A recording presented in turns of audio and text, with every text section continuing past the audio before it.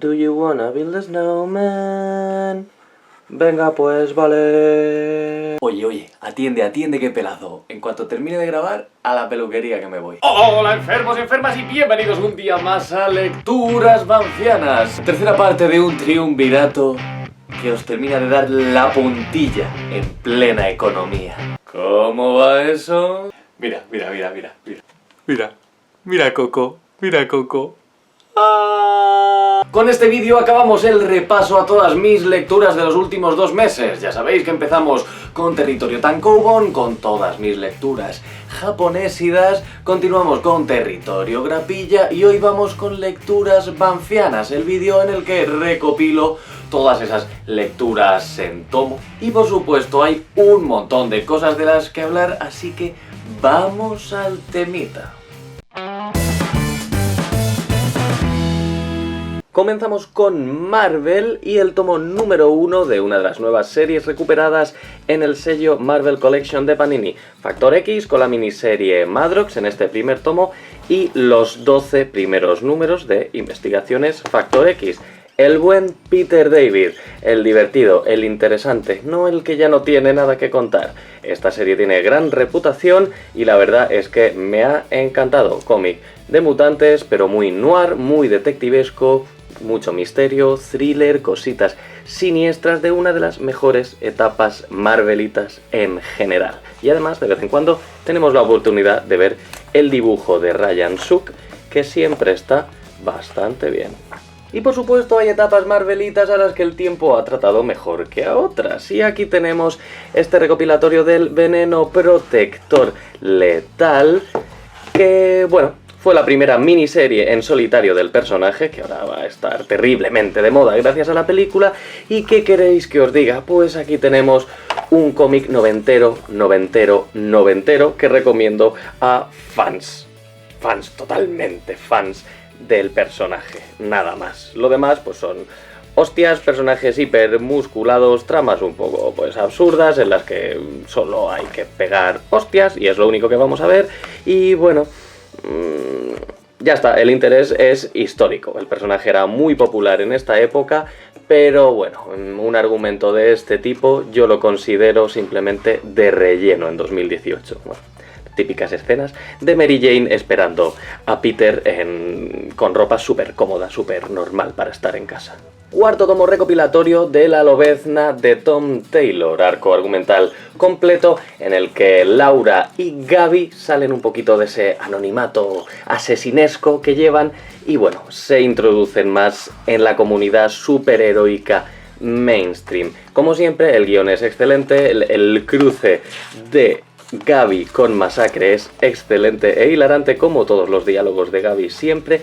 Y bueno, en este punto la serie todavía tiene la parte flojita que es el dibujo, pero como ya sabéis, en el siguiente tomo, en el 5, que ya podéis ver la micro reseña en mi cuenta de Instagram, eso ha cambiado totalmente gracias a Juan Cabal y Nolan Woodard. Y vaya pasada esta nueva etapa de Caballero Luna, guionizada por Max Bemis, muy interesado en el enfoque más psiquiátrico de la locura, analiza muy bien al personaje, está muy interesado en el tratamiento de la psicología, la medicación, pero además Jason Barrows, después de sus dibujos necronomicónicos con Alan Moore, se ha venido para Marvel y me gusta mucho su estilo limpio y claro, es una pasada, muy divertido. Toda la serie de Caballero Luna, la verdad es que ha sido siempre interesante, la etapa de Jeff Lemire sobre todo, pero vamos, de momento este tomo número 7 es mi favorito, seguramente, me ha gustado mucho. Además, es un buen momento para subir a la serie. Si no queréis leer todo lo anterior, podéis entrar por el número 7. Pasamos a ECC Ediciones con este tomo autoconclusivo, que es un Elseworlds, es una historia fuera de la continuidad, protagonizada por Nightwing. Nightwing, el nuevo orden de Higgins y McCarthy. Es un cómic muy sólido, no trata ninguna idea nueva, es el típico mundo alternativo en el que por X motivos que ocasionó Nightwing, los superhéroes ya no tienen superpoderes y se les persigue. Ya os digo, es una historia que se ha tratado en varias editoriales de varias maneras, pero creo que está muy bien escrita, diálogos muy interesantes. Nightwing, la verdad es que es un auténtico hipócrita en este cómic, sabéis que me gusta mucho el personaje, pero aquí no estás exactamente de su parte, y bueno, ya os digo, sólido, no lo puedo definir de otra manera, autoconclusivo y muy recomendable. Y acabamos con el total de la muerte de Green Lantern, 34,50 €, esto tiene mucha chicha, concretamente toda la historia del paso de Hal Jordan al lado oscuro convirtiéndose en Parallax. Esto es historia de DC, me alegro mucho de que se haya reeditado este material. ¿Significa eso que es bueno? Bueno, como siempre, eso es relativo y además aquí hay mucho material noventero que es regulero, pero la historia general de todo lo que le pasó a Hal Jordan me parece súper interesante y vamos, de obligada lectura para fans de los Green Lantern Corps. Además, bueno, aquí tenemos la conversión de mi amado Kyle Rayner en Green Lantern. Pasamos a la sección de cómic independiente y vamos a comenzar con La Cúpula, con esta reedición del primer volumen recopilatorio del mítico Balas Perdidas de David Lapham, uno de los esenciales del cómic independiente que llevaba mucho tiempo sin reeditarse. ¿Qué tenemos aquí? Pues tenemos historias aparentemente inconexas, todas relacionadas con el crimen en pueblos y ciudades normales de América. Todo esto, por supuesto, se irá interconectando. Es una especie de slice of life criminal. Aquí son muy importantes las vidas de las personas, no tanto como el crimen. Y si La Cúpula recuperaba uno de los imprescindibles del thriller y el género negro, Panini nos trae por fin el volumen 7 de otro de los también imprescindibles, El Criminal, de Brubaker y Phillips. Me han fastidiado porque me han cambiado el diseño del lomo para que les encaje con los integrales que están publicando, ya que los 6 anteriores, los 6 tomos individuales, eran de color naranja. Un pequeño fastidio, pero bueno, ¿qué le vamos a hacer? La vida es así. Aquí tenemos 2 historias autoconclusivas que se publicaron los pasados años en Estados Unidos. Son independientes, como todas las historias de criminal. No hace falta haber leído nada anterior, se pueden comprender perfectamente, pero todas están interrelacionadas. De hecho, estas 2 están relacionadas con la infancia de uno de los personajes principales de los arcos argumentales anteriores. Os recomiendo encarecidamente Criminal. Pero bueno, en realidad os recomiendo encarecidamente cualquier cosa de Phillips y Brubaker. Y no me lo puedo creer, por fin el libro 2 de Jupiter's Legacy. Mirad que me he bajado ya de casi todo lo de Mark Millar en general, pero esta me enganchó bastante. Legado superheroico, riñas de familia, dinastías de superhéroes que quieren conquistar el mundo y parte de esas dinastías superheroicas que quieren evitarlo. Muy requete bien, ha acabado por todo lo alto. La verdad es que, bueno, pues son burradas de las de Millar, pero yo qué sé, a lo mejor es porque dibuja Quitely, que no me parece el mejor Quitely, pero claro, es que Quitely hasta en su peor día es un sobresaliente en el dibujo. Y nada, la historia termina épica, impactante, con buen sabor de boca en realidad. Y sí, se nos dice que habrá una tercera parte, Jupiter's Requiem, en 2019, pero sinceramente no sé si llegará o no, pero tampoco me importa porque con este segundo tomo la historia queda bastante cerrada. Pasamos a Norma Editorial, empezamos con Archie. Bueno, me parece una portada un poco acertada, pero me esperaba algo naif. En plan, Archie, ya sabéis, este tipo de dibujo y tal, pero guioniza Alex de Campi, que tiene muy mala idea y mucho amor por el cine, y lo que nos ha entregado al final pues ha sido el equivalente a Depredador, pero en el universo de Riverdale. Y dejadme que os diga que habrá violencia y desmembramientos para fans de la saga Depredador y para gente que le guste el slasher. Os digo ya que va a haber muerte. Por fin llega a nuestras manos también en un solo tomo el Motor Girl de Terry Moore, ya sabéis, creador de Strangers in Paradise, de Echo y de Rachel Rising, cada una más o menos de un género distinto. Y aquí pues bueno, tenemos un poco las invasiones extraterrestres, las conspiraciones gubernamentales y lo más importante del todo, el síndrome postraumático después de haber participado en una guerra. Como todas las obras de Terry Moore, es muy divertida a muchos niveles, pero muy personal, íntima y la verdad nos llega al corazón. Al final se me escapó alguna lágrima, no os voy a engañar. Una pasada como todo lo del maestro Terry Moore. La premisa, una chica trabaja en un desguace con su amigo gorila y bueno, los extraterrestres aparecen. ¿Qué ocurrirá a continuación? Y ojo que se me han acumulado 3 de los pepinos de Image Comics que está publicando Norma. Vamos a hablar de ellos uno por uno. Comenzamos con el segundo volumen, segundo arco argumental de Trees, de Warren Ellis, dibujo de Jason Howard, que la verdad es que Warren Ellis nos está haciendo esperar muchísimo. Ay, es de estas series en las que se te olvida la trama para cuando lees el siguiente número. Pero el volumen 2 me ha gustado bastante más que el volumen 1, que nos presentaba la historia, nos presentaba un montonazo de personajes a lo largo del mundo. Ya sabéis que esto va de que hace unos años unos gigantescos árboles negros cayeron a la Tierra y bueno, tiempo después están empezando a aparecer flores negras alrededor de ellos con desastrosos resultados y una bióloga lo va a investigar. Aquí nos centramos en esta bióloga a la que mandarán a una nueva misión.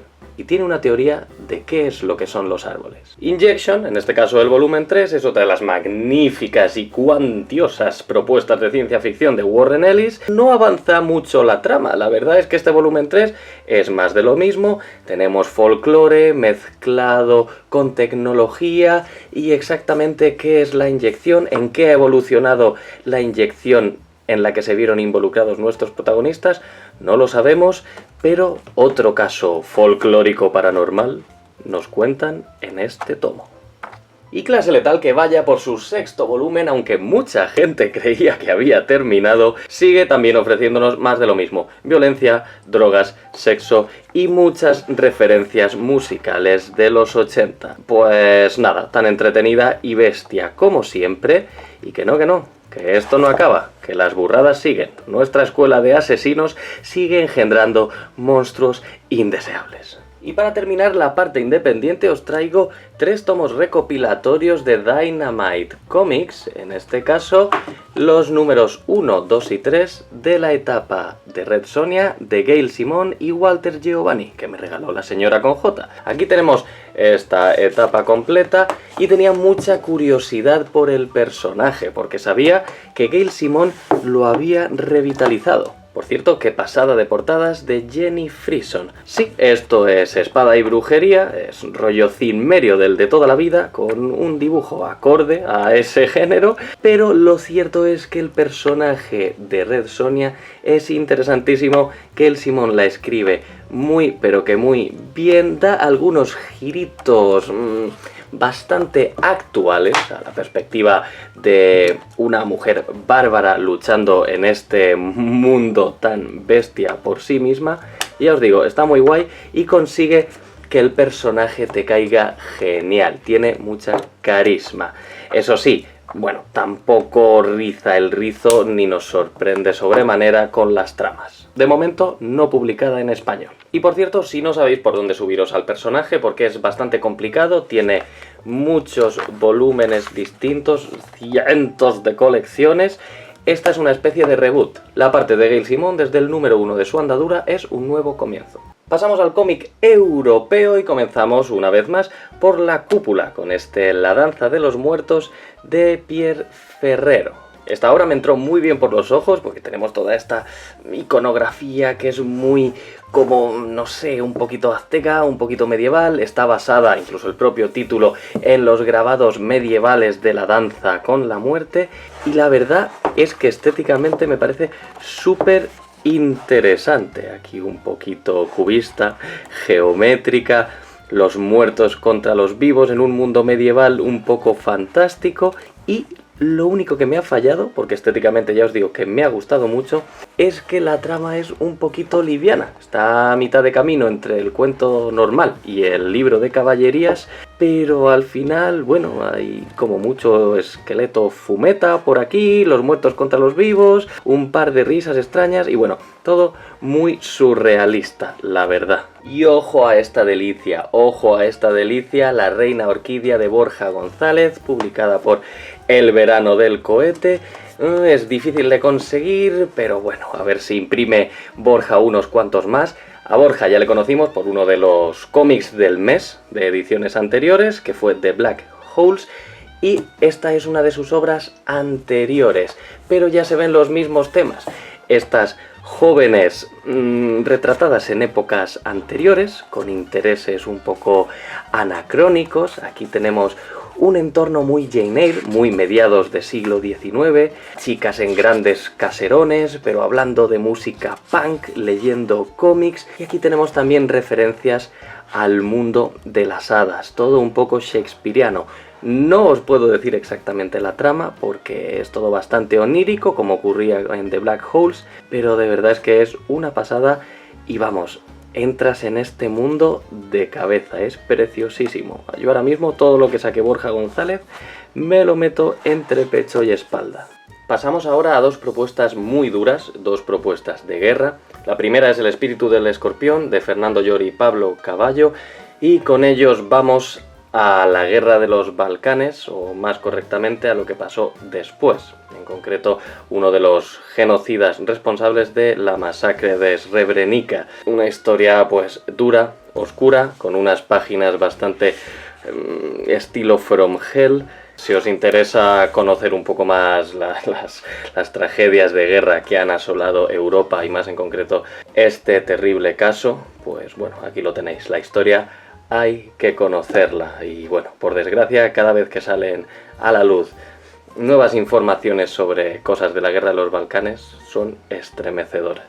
Y Astiberri ha reeditado con nueva y preciosa, en mi opinión, portada El sordo de David Muñoz y Raico Pulido, en este caso enmarcado en la Guerra Civil Española, después de la cual un miliciano republicano se verá aislado en el monte. La verdad es que me dejó el corazón en un puño.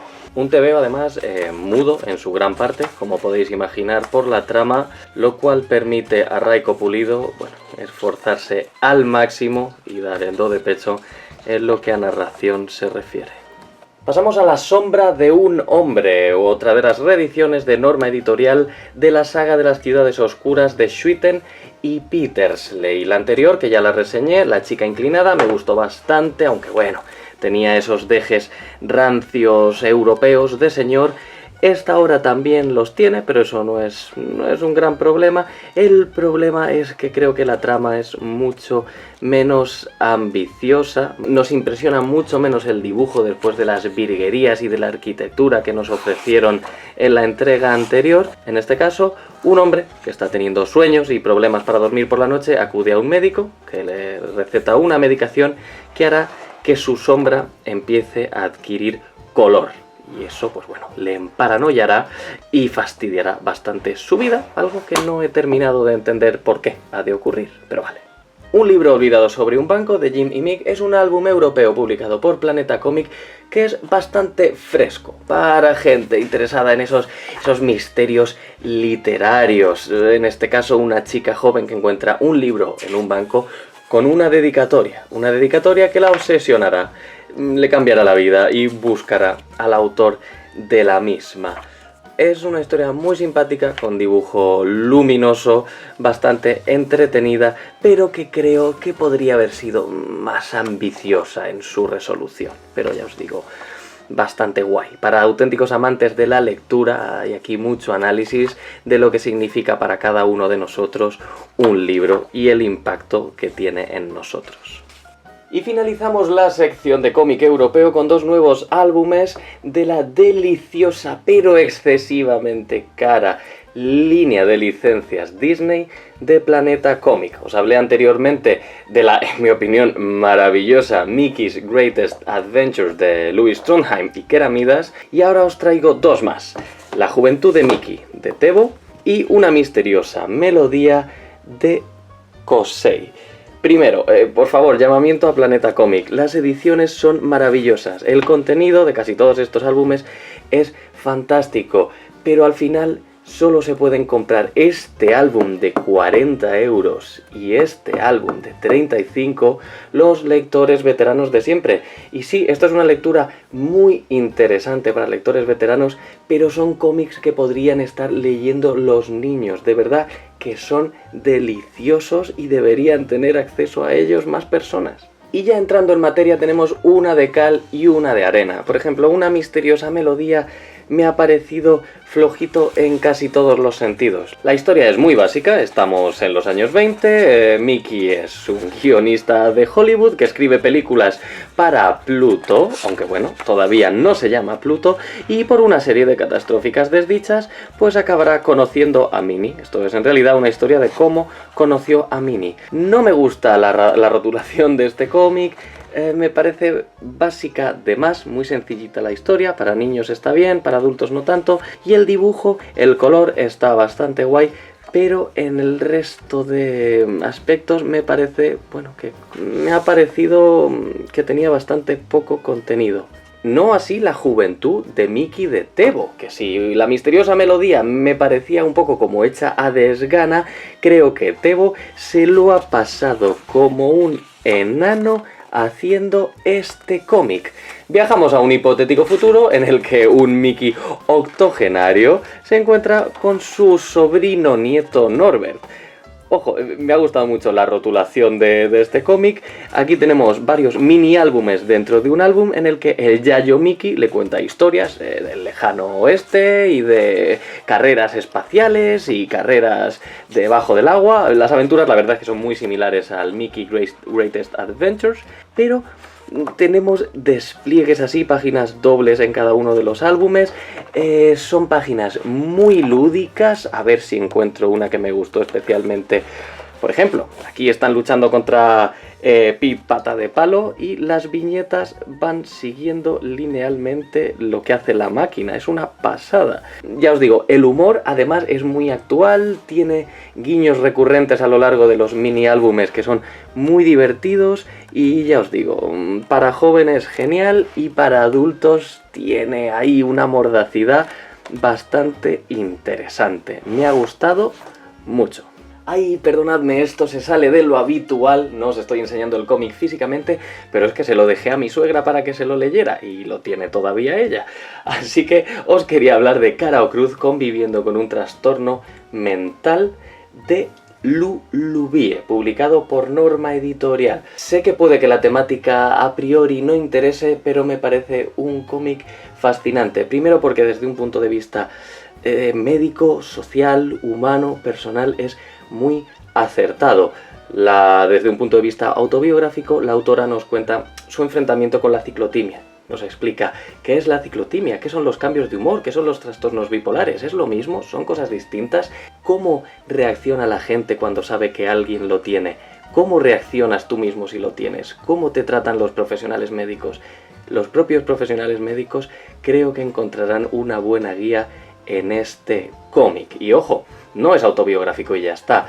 Lleva supervisión médica profesional este cómic, pero además desde un punto de vista gráfico es muy bonito, muy divertido, es súper didáctico, incluso cuando explica temas muy complejos de biología. Ya os digo, es muy interesante y la gente que esté lidiando con problemas mentales en el mundo del arte encontrará una buena ayuda en este título. Bueno, y os he clavado de una tacada todas las lecturas, pero ¿cuál habrá sido la lectura del mes? Bueno, pues en este caso tenemos un empate. Un empate y además me vais a disculpar, pero he hecho trampa porque las dos lecturas no son de publicación reciente y son dos lecturas que ya sabía que eran importantes y que ya os las he mencionado alguna vez. Vamos a recordar el vídeo de lo mejor de 2017. Me estoy refiriendo al Club del Divorcio, publicado por ECC Ediciones, a Shangri-La, publicado por D-Books, Last Man, publicado por Diabolo, Charlie Chan, Hop Chan, Chaprin, lo que sea, publicado también por D-Books, y por último, la serie que más recomiendo y que menos enseño del canal, y... Bueno, el Club del Divorcio ya la he reseñado, Last Man ya os digo que todavía no la he leído e Invencible también ha aparecido recientemente por este canal. ¿Qué creéis? ¿Quién ha ganado? Efectivamente, la editorial D-Books ha hecho doblete con Charlie Chan Hok Chai de Sonny Liu y con Shangri-La de M. Bablet. Digo M porque no me acuerdo del nombre del autor, era Mathieu será, porque es francés. Empezamos con Charlie Chan Hok-chae, que no habría sabido en qué sección meter, porque no es manga, tampoco es europeo. Sonny Liew está trabajando para el mercado norteamericano, pero es de Singapur. Bueno, es malayo, pero vive en Singapur, si no me equivoco. Y es una historia bastante inclasificable. Y es, en general, una historia bastante inclasificable, pero un pedazo de cómic. La verdad es que es más o menos un documental. Un documental sobre el cómic, un documental sobre todo sobre la historia de Singapur, y al mismo tiempo es una historia de ficción falsa, pero basada en la realidad. Un documental sobre la vida de un artista de cómic ficticio, que aúna características de muchos mitos del cómic. Aquí se habla un poquito de Tezuka, un poquito de Walt Disney, un poquito de los superhéroes norteamericanos, y ya os digo, se habla un poquito de la cultura popular en general, pero para disimuladamente darnos a conocer a Singapur. Es una pasada, hay un montón de material ficticio que nos creemos de cabo a rabo porque Sonny Liew lo falsifica muy bien. A veces es muy difícil distinguir la realidad de la ficción. Tiene una parte de aparato crítico, de notas al pie y todo esto, que mucha gente lo considerará aburrido, pero bueno, no te lo lees y ya está. Y lo cierto es que el carácter documental de esta obra puede hacer que sea un poco cansina para mucha gente, pero como obra de cómic, como arte, esto es una maravilla. Se lo recomiendo, bueno, a la gente interesada en la historia, a la que quiera conocer otros países y sobre todo a gente que le interese mucho cómo se hacen los cómics. Y la siguiente obra es Shangri-La, ciencia ficción de la buena, mejor dicho, de la bonita. Y es probablemente el cómic de ciencia ficción más hipnótico desde Akira. Es una pasada de color, un mundo absorbente. Me esperaba más, me esperaba algo mucho más desgarrador a nivel de guión, porque todo el mundo lo había puesto por las nubes, y la verdad es que el apartado gráfico, como ocurre en ocasiones en el cómic europeo, es el que al final nos obnubila. Aquí tenemos pues una sociedad futurista que vive en una estación espacial controlada totalmente por un sistema capitalista que se autoabastece. Entonces tenemos varios detallitos interesantes en esta historia. Tenemos una lucha contra el poder, la futilidad de luchar contra el poder, un puntito de ecología, un puntito de lo más interesante de esta obra sobre nuestra relación con los animales y el maltrato. Y hay unos matices interestelar de cosas muy locas que no entendemos bien, pero son tan bonitas y tan acongojantes que ya os digo, ¡qué maravilla! Mirad, es que os voy a coger una página al azar y seguro que es una pasada. A ver, no miro, no miro. Mira qué escenas de espacio. ¡Ay, pero por favor, qué cosa más bonita! Pero bueno, pero ¿esto es cine o qué es? Y esa sociedad Blade Runneriana agobiante. Y esos son los sellos de calidad banfiana del mes. Que por cierto, a Charlie Chan también le da su sello de calidad la señora con J. Creo que con esto vais a tener un par de meses de entretenimiento, si no me equivoco. Recordad que este fin de semana estaré en el Salón del Cómic de Getxo, iré a una mesa redonda sobre periodismo y divulgación con gente muy máquina, eso el sábado. El domingo daré una charla sobre ser youtuber y hablar de los comicsis, además de tener una horita de firmas. Así que por favor, pasaos por allí, llevad preguntas, van a ser muy importantes las preguntas del público. Y hasta entonces, tanta paz llevéis como descanso dejéis.